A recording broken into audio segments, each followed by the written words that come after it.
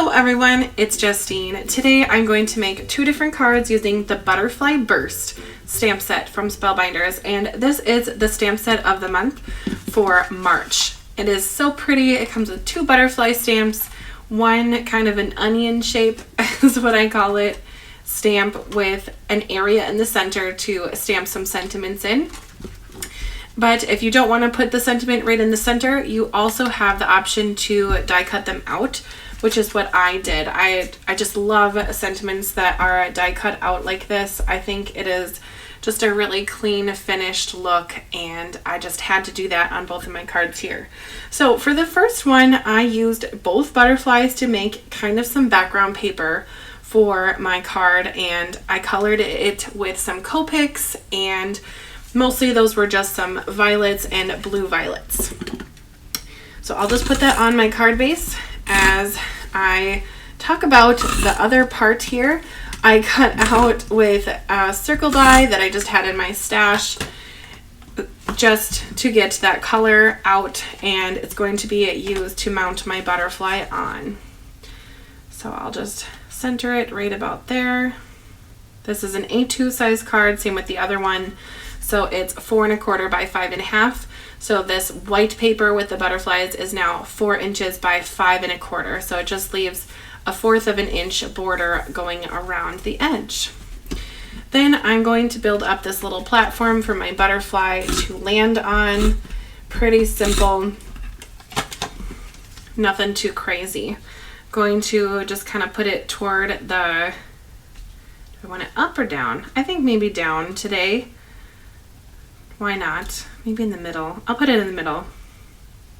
But just to speak about my coloring, I don't know if you can tell on camera, but I use the Versamark clear, I use the Versamark black embossing ink, and then I take clear embossing powder and heat set that so it has this beautiful shine, and if any stray powder comes on the card, you won't even tell because it's clear. So that's kind of my go-to for stamping, especially when I am going to stamp with Copic markers, or if I'm going to color the stamped images with Copic markers. It just, to me, works really well. There's my second circle die, and then here is my sweet butterfly. You can see it kind of matches the other ones, except on the back of the butterfly itself, I took my lightest blue violet. Let's see, it was probably BV31. It's called blue lavender or pale lavender, pale lavender. Anyway, and I just put that on the back of the whole butterfly, and then I took a darker color around the edge. I think I used BV04, which looks like it's called blueberry, and just gave the butterfly a little bit of an outline. So the butterfly is going to go right about here, and then I have to remember that my sentiment's going to go on the circle as well, so I just want to make sure I have room for everything. I'm actually going to glue my sentiment down first and then work on my butterfly. To glue this on, I'm using Barely Art liquid glue, and for the butterfly I'm going to use a little bit of that and also some foam to pop up the wings, just to give it a little bit of dimension. Hopefully I can get that on straight. Sure. Then for butterflies, I always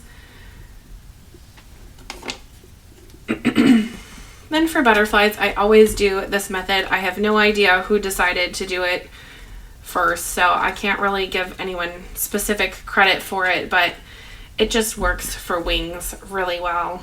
Basically, you take foam squares or foam tape if you have that.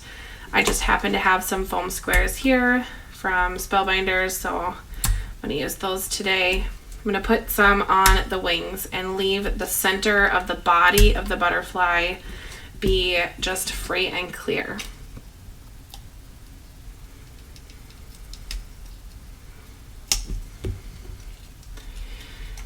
Then I'm going to add some liquid glue on the center, and it will have a dimensional butterfly. With this die set, I will just mention you can get the stamp by itself, or you can get the stamp and the coordinating dies.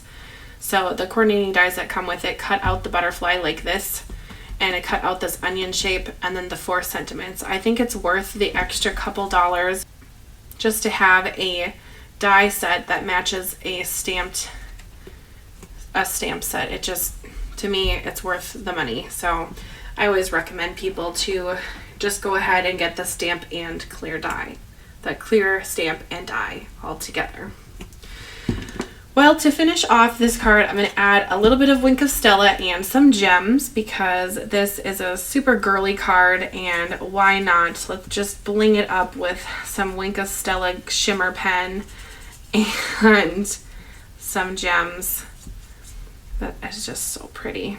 I'm going to put the Stella on the other bigger flowers on the background, but not do too much shimmer on the background. Keep it a little bit simple since there's a lot going on already. Then the gems that I'm going to pull out are from the Damask Daydream card kit of the month, which was from, I think, 2 summers ago, but I do have a lot of gems left over, so I'm going to pull them out and use them, because why not use them? I love that they have adhesive on them already. It just makes it that much easier to stick on to cards. And you don't have to wait for any glue to dry, which is just such a bonus.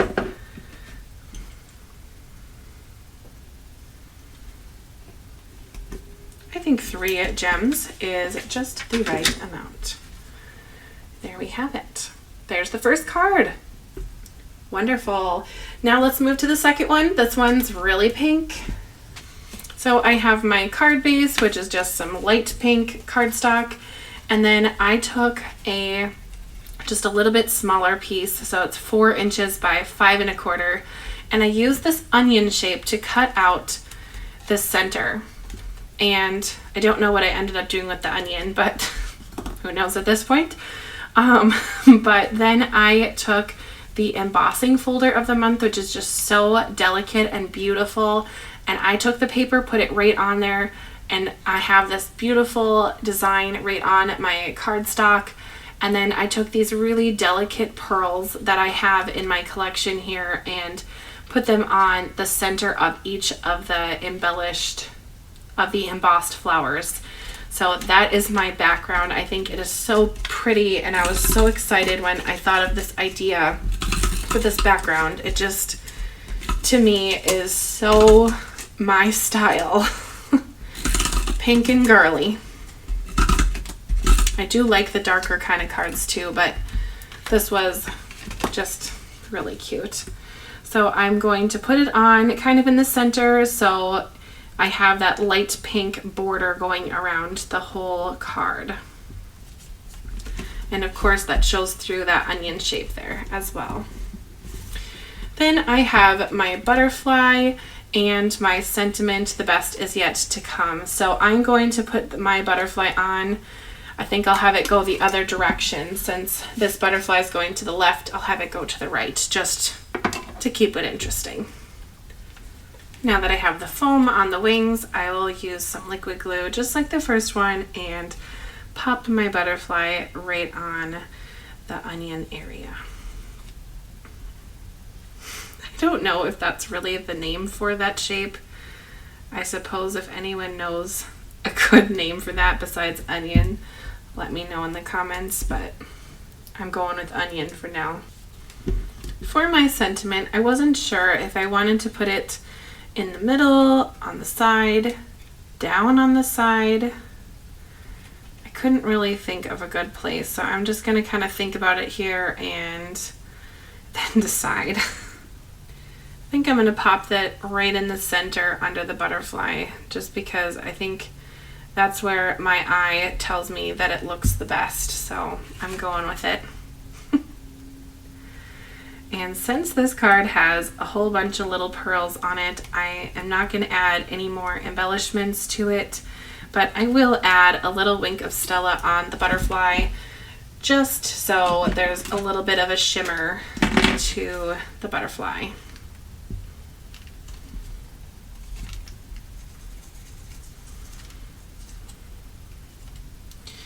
Oh dear, and I'm getting a little wild with my shimmer pen, so I'm probably going to put some shimmer behind on the onion as well, just as a little bit of a cover up for my mistake.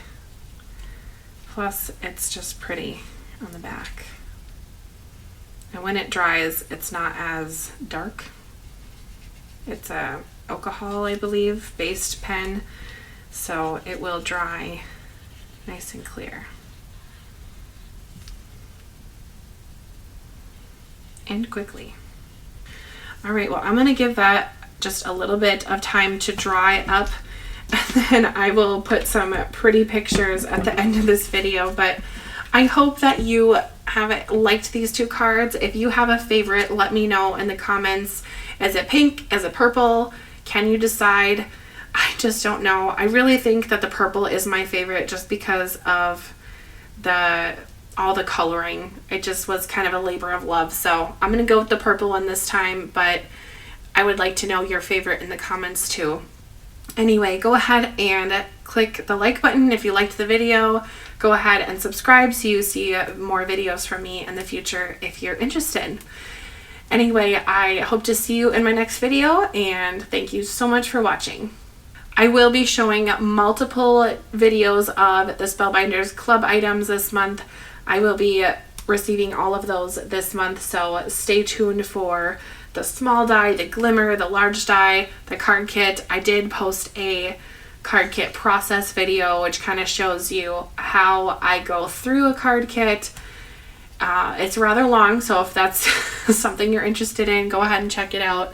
Oh, and the stitch die of the month, which is just so pretty, and it kind of has an interesting shape to it again. So go ahead and check out my channel for all of those different projects. Thank you so much for watching, and I hope you get to craft soon. Goodbye.